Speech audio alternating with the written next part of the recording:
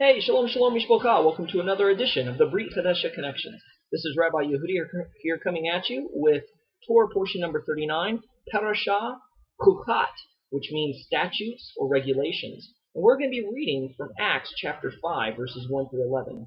And it says, "But a certain man named Ananias, with Sapphira his wife, sold a possession and kept back part of the price, his wife also being privy to it, and brought a certain part and laid it at the Shaliachim or the apostles' feet.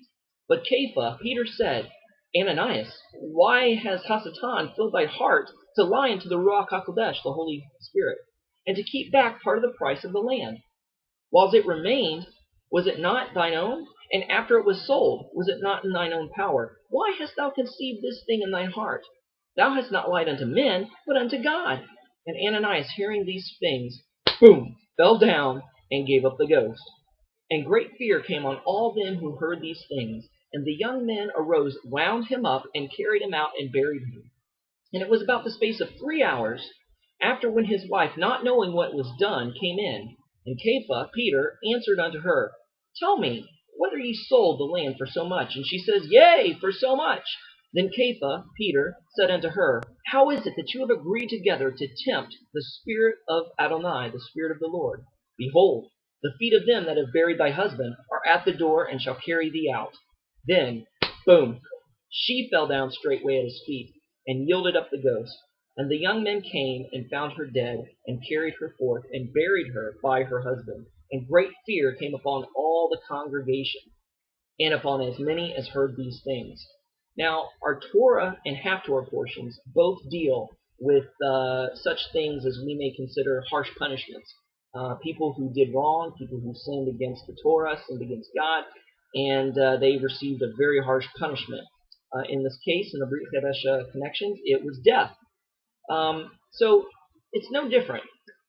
How can we, as finite creations, fully comprehend what we call justice and fairness? How can we fully understand the ways and the decisions of an infinite creator? We are judging God's fairness and justice by our finite conception and our finite reasoning and understanding of fairness and justice. We can't fully comprehend what fairness and justice is to a holy, righteous, infinite God. He's infinite and we're finite.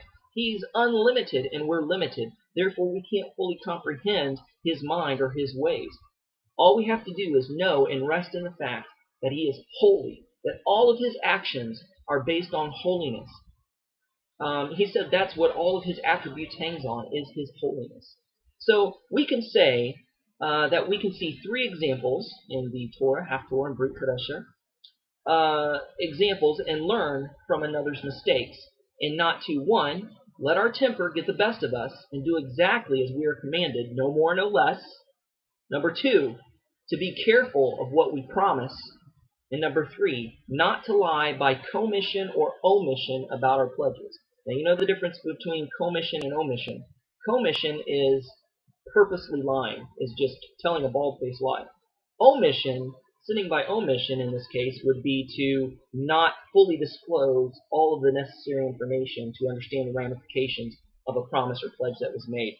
So, in other words, all that we do reflect back on God, and we need to be conscious of the severity of all the decisions and that which comes out of our mouth.